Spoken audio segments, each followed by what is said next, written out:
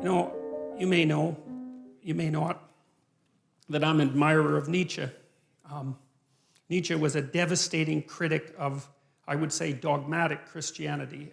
Christianity as it was instantiated in institutions, I suppose, although he's a very paradoxical thinker because, for example, one of the things Nietzsche said was that he didn't believe that the scientific revolution would have ever got off the ground if it hadn't been for Christianity, and more specifically for Catholicism, because he believed that over the course of really 1,000 years, the European mind, so to speak, had to train itself to interpret everything that was known within a single coherent framework.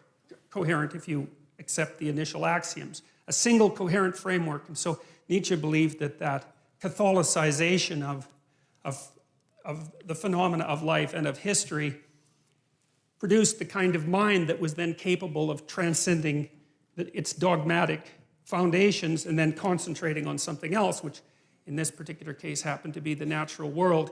And so Nietzsche believed that in some sense Christianity died at its own hand.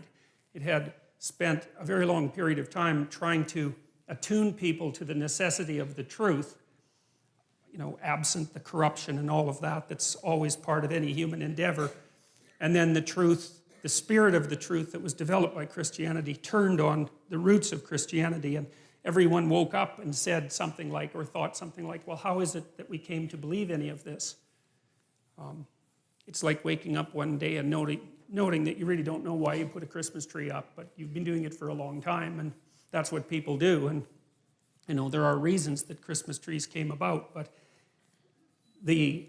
what would you say, the ritual lasts long after the reasons have been forgotten.